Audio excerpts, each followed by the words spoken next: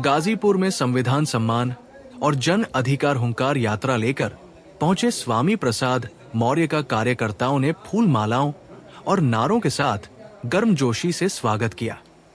Press वार्ता के दौरान उन्होंने कहा कि देश का नौजवान बेरोजगारी से परेशान है, क्योंकि भाजपा सरकार ने सरकारी भर्तियों पर रोक लगा दी है। उनका कहना था कि किसानों को न तो लाभकारी मूल्य मिल रहा है, न ही खाद, उल्टा ब्लैक मार्केटिंग और लाठियां मिल रही हैं। सरकारी नौकरी बंद कर दी गई है, नौजवान बेरोजगार हो गया है, किसान परेशान है, खाद की जगह लाठियां मिल रही हैं। सरकार हर मोर्चे पर नाकाम है। उन्होंने योगी सरकार पर शिक्षा व्यवस्था को निजी हाथों में सौंपने का भी आरोप लगाया और कहा कि गांव के बच्चे शिक्षा से वंचित हो रहे हैं। सरकारी स्कूलों को बेचने की साजिश चल रही है। गुजरात मॉडल यूपी में लागू किया जा रहा है। स्वामी प्रसाद मौर्य ने प्रधानमंत्री नरेंद्र मोदी पर भी तीखा तंज कसा। उन्होंने कहा कि जो पहले चाय बेचता था वो अब देश बेचने पर उतर आया है। एयरपोर्ट, रेलवे, LIC जैसी संपत्तियां चंद उद्योगपतियों को बेची जा रही है। मोदी जी देश की संपत्तियां बेच रहे हैं। कुछ चहेते पूंजीपतियों को कौड़ियों के दाम पर सब सौंपा जा रहा है। गाजीपुर में एक भाजपा कार्यकर्ता की थाने में मौत पर उन्होंने सरकार को घेरा और कहा कि अब खुद सत्ता पक्ष के लोग भी जंगलराज का शिकार हो रहे हैं। गाजीपुर से स्वामी प्रसाद मौर्य ने साफ कर दिया कि 2027 का विधानसभा चुनाव भाजपा को सत्ता से हटाने के लिए लड़ा जाएगा। उन्होंने समाजवादी पार्टी और भाजपा दोनों को जंगलराज का पोषक बताया। तो ये थे स्वामी प्रसाद मौर्य, जिन्होंने भाजपा और सपा दोनों को कटघरे में खड़ा करते हुए 2027 के चुनाव का बिगुल फूंक दिया है।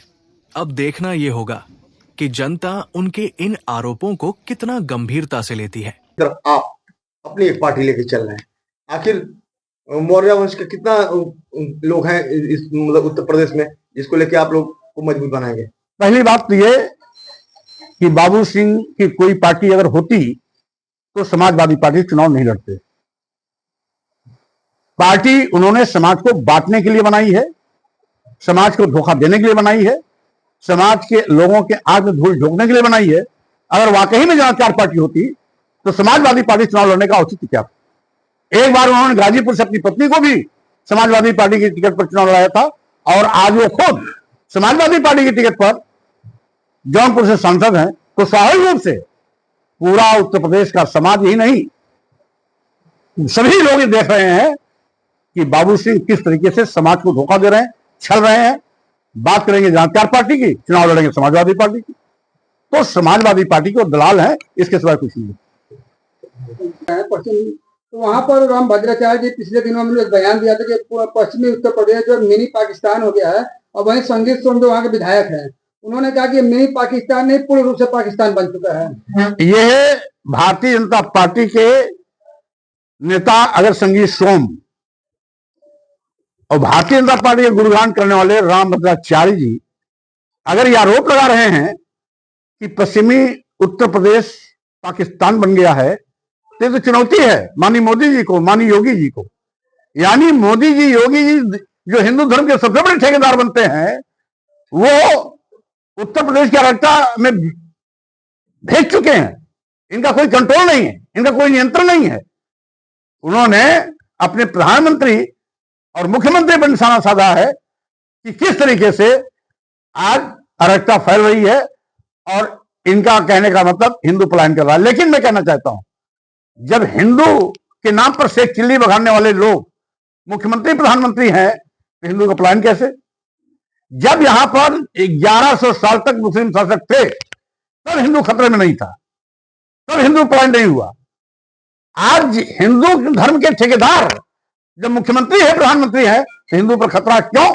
अगर खतरा है तो स्वाभाविक रूप से ये मुख्यमंत्री प्रधानमंत्री की असफलता है। कल जो है ओम प्रकाश राजभर के एक नेता थे जिनके जो पीला गमछा भी लगा गए थे, पुलिस ऑफिस में एक महिला कांस्टेबल के द्वारा उनकी पिटाई कर दी गई। इस मामले को लेकर अखिलेश यादव ने भी ट्वीट किया है कि ये जो है न्याय का जो पावर है उसे खात्मे का नेशा है। देखिए, स्वाभाविक रूप से जब मैंने पहले ही कह दिया, सरकार अराजकता की शिकार हो गई है और प्रदेश की कानून व्यवस्था ध्वस्त हो चुकी है, पूरा प्रदेश जंगल राज हो गया। तो स्वाभाविक रूप से इस प्रकार की घटनाएं स्वाभाविक है। एक तरफ जहां भाजपा की आलोचना कर रहे हैं, वहीं आपकी बेटी जो संगमित्रा जो है, जो पूर्व सांसद भी हैं, वो रोज गुणगान कर रही हैं। जब मैंने पहले ही कह दिया कि बेटी से हमारा कोई राजनीतिक रिश्ता नहीं, तो स्वाभाविक रूप से जैसे आज बहुत से लोग धीरे धीरे आ रहे हैं, जब उनकी अकल ठिकाने आ रही है, गलती का पछतावा कर रहे हैं, वैसे वैसे वो अपनी जनता पार्टी में शामिल हो रहे हैं। हो सकता है आने वाले दिनों में वो भी शामिल हो। इसलिए राजनीति में कौन किस पार्टी में है, ये भाजपा में तमाम ऐसे उदाहरण है, कांग्रेस में तमाम ऐसे उदाहरण है। और मैं परिवारवाद में यकीन नहीं करता हूं। मैं मिशन को लेकर चल रहा हूं। जो भी मिशन के साथ होगा वही मेरा परिवार है, वही मेरे भाई हैं, वही मेरे परिवार के लोग। मंत्री जी, सुप्रीम कोर्ट ने खजुराहो के जो जवारी मंदिर में जो है भगवान विष्णु की टूटी मूर्ति को ठीक कराने की याचिका पर हस्तक्षेप करने से इनकार कर दिया है। भाई, कोर्ट के मामले पर मैं कोई टिप्पणी नहीं करूंगा। मंत्री जी, अभी आपने कहा कि देश गरीब हो रहा है, जबकि भाजपा का कहना है कि कृषि अर्थव्यवस्था पर है। अगर देश गरीब नहीं हो रहा है तो 80 करोड़ लोग उत्तर प्रदेश में 5 किलो 10 किलो चावल पर जिंदगी बिताने के लिए मजबूर क्यों? और आप यही बताइए कि जो 80 करोड़ परिवार 5 किलो 10 किलो चावल पर अपनी जिंदगी बिता रहा है, क्या वो अपने बेटे बेटी को विश्वविद्यालय में पढ़ाने का सपना दे सकता है? क्या वो 80 करोड़ लोग अपने बेटे बेटी को doctor, engineer, advocate, professor, IAS, IPS, PCS, PCSJ या वैज्ञानिक या अन्य अधिकारी बनाने का सपना कभी दे सकता है? स्वाभाविक रूप से देश कंगाल होता जा रहा है, गरीबी लाचारी बेहद बड़ी है। और इसलिए माननीय प्रधानमंत्री जी हो या माननीय मुख्यमंत्री जी हो, अपनी कमियों को छिपाने के लिए ही कभी कभी हिंदू मुस्लिम और मस्जिद मंदिर का चक्कर चलाते हैं। तो कभी छोटी छोटी बात लेकर के भाजपा के पास आज जमीन तो कोई मुद्दे नहीं है। मुद्दा है कि प्रधानमंत्री की मां को गाली क्यों दिया। वो भाजपा के लोग जो कभी सोनिया गांधी को भद्दी भद्दी गालियां देते थे, क्या सोनिया गांधी किसी की मां नहीं थी? उसमें इनकी चिंता नहीं आई। किसी की मां हो, मां पूजनीय है, वंदनीय है। माननीय प्रधानमंत्री की मां हम सबकी मां है। उनके प्रति अगर किसी ने टिप्पणी की, मैं इसकी घोर निंदा करता हूं। लेकिन नौटंकी करने की क्या जरूरत थी? केंद्र में भाजपा की सरकार, बिहार में भाजपा की सरकार, एफआईआर करनी चाहिए, जेल भेजना चाहिए। गाली देने के नाम पर बिहार बंदी का ऐलान क्यों? बिहार बंदी के ऐलान का मतलब है नीतीश सरकार को चुनौती है। ये भाजपा के लोग अपने ही सरकार को नीचा दिखाने के लिए ये गंदी हरकत करते रहते हैं। ये स्वाभाविक रूप से इनका राजनीतिक रोटी सेकने की एक नौटंकी है, इसके सिवाय कुछ नहीं। एशिया कप में अब पाकिस्तान ने खेलने से इनकार कर दिया है और टीम को जो है होटल से वापस बुलाया जा रहा है। अब पाकिस्तान ने खेलने से इनकार किया, ये पाकिस्तान का निर्णय है, इस पर मेरे कोई टिप्पणी करने की आवश्यकता नहीं। क्योंकि जो कुछ दिन पहले जो पहलगाम की घटना के बाद जो है जो मामले आए थे, उसको लेकर लोगों ने कहा था कि पाकिस्तान से संबंध नहीं रखना चाहिए। बहरहाल ये राजनयिक मामला है, इसमें भारत पाकिस्तान के हमारे राजनयिक कार्य देखने वाले इसको निपटाएंगे। इससे उत्तर प्रदेश की राजनीति को कोई लेना नहीं। अखिलेश जी का कहना कि भाजपा जाए तो न्याय मिले। स्वाभाविक रूप से दोनों एक ही थैली के चट्टे हैं। दोनों गुंडाराज जंगलराज के पोषक हैं। समाजवादी पार्टी की सरकार में भी गरीबों के बड़े पैमाने पर खेत कब्जाए जाते थे, घर कब्जाए जाते थे, लूट होती थी और मारपिटाई होती थी। वही हाल आज भारतीय जनता पार्टी की सरकार में भी जंगलराज चरम पर है। आज रोजाना उत्तर प्रदेश के 2-4 जिलों में रोज आना कहीं ना कहीं एससी एसटी ओबीसी के नौजवानों की हत्या हो रही है। बहन बेटियों को बलात्कार का शिकार बनाया जा रहा है। अपराधियों के खिलाफ कार्रवाई करने के बजाय सरकार अपराधियों को बचाने में पूरी ताकत लगा देती है। स्वाभाविक रूप से आज बहुत ही चिंताजनक स्थिति बन गई हुई है कि उत्तर प्रदेश में विशेष रूप से दलित, आदिवासी, पिछड़े, अल्पसंख्यक मुस्लिम समाज के लोग सुरक्षित नहीं। मौर्य जी, आपका आगमन हुआ, आगमन का विशेष उद्देश्य क्या है?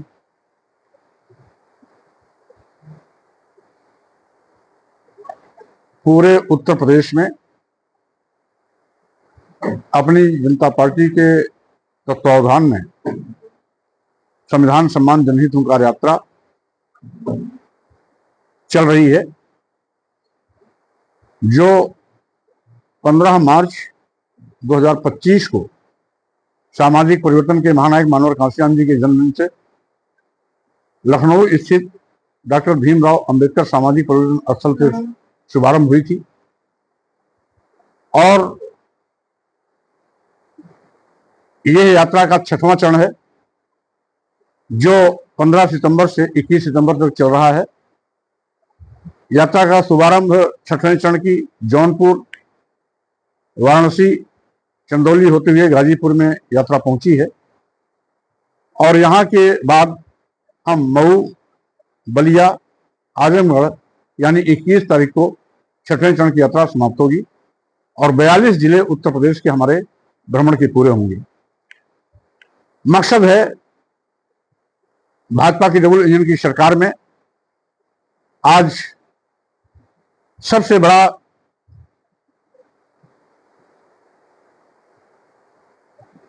कहर नौजवानों की नौकरी पे आई। जब से भाजपा सरकार आई है सरकारी नौकरियों की भर्ती बंद हो गई। नतीजा है कि आज करोड़ों नौजवान देश में बेरोजगार हो गए और बेरोजगारी के चलते उनके रोटी के लाले पड़े हैं, दर्द ठोकरे खा रहे हैं। दिनों दिन देश गरीब होता जा रहा है। आज गरीबी का आलम यह है कि 140 करोड़ की आबादी में 80 करोड़ लोगों की जिंदगी 5 किलो 10 किलो चावल पे आके ठहर गई। वहीं दूसरी ओर महंगाई आसमान पर है, आम लोगों का जीना दूभर हो चुका है। किसानों को लाभकारी मूल्य देने का वादा करने के बावजूद भी भाजपा सरकार आज तक किसानों को लाभकारी मूल्य नहीं दे पाई। यहां तक कि किसानों ने पिछले 4 साल से चल रहे धरना आंदोलन के माध्यम से एक ही मांग किया था कि किसानों के उत्पाद का न्यूनतम समर्थन मूल्य घोषित किया जाए। मोदी सरकार ने वो भी नहीं किया। छुट्टा जानवर किसानों की फसल चर के चौपट कर रहे हैं, ये उन पर कहर का आफत अलग से टूटा है। आज किसान दर दर ठोकरे खा रहा है। जब खाद, यूरिया, उर्वरक आदि की जरूरत पड़ती है, लाइन लगाने के बाद भी खाद नहीं मिलती है। खाद का बड़े पैमाने पर ब्लैकमेल हो रहा है और उसको मिलती है तो पुलिसिया तंज मिलता है या पुलिस की लाठी मिलती है। यही नहीं, आज योगी सरकार को फुर्सत है और उनकी महत्वाकांक्षी योजना है 400 मीटर 500 मीटर शराब की दुकान खुलाने का।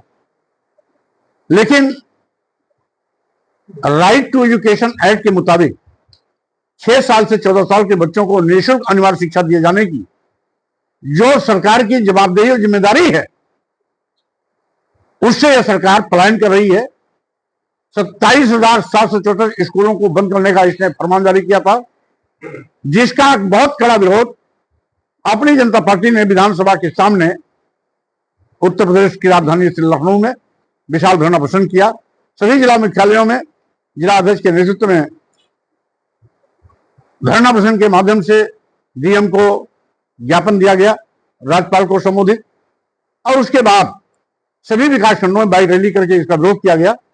नतीजा है कि योगी सरकार बैकफुट तो भाई स्कूल बंद करने का फैसला वापस लिया, लेकिन अभी भी स्कूल बंदी पर तलवार लटक रही है। आज योगी सरकार गांव के बच्चों को शिक्षा से वंचित करने पर आमादा है और यही कारण है कि उन स्कूलों को बेहतर बनाने के बजाय बंद करने का तरीका निकाल रही है। और जिस तरीके से गुजरात में पीएससी, सीएससी, प्राइमरी स्कूल निजी हाथों में दे दिया गया है, उत्तर प्रदेश में भी ऐसे सभी जनहित के वो सरकारी संस्थान जो बहुत ही उपयोगी हैं, एक एक करके निजी हाथों में दिए जाने की व्यवस्था सरकार की चल रही है। जैसा कि आप जानते हैं, आज केंद्र की मोदी सरकार, प्रदेश की योगी सरकार सभी मुद्दों पर पूरी तरीके से फ्लॉप हो चुकी है। ये सरकार चलाने में असमर्थ है।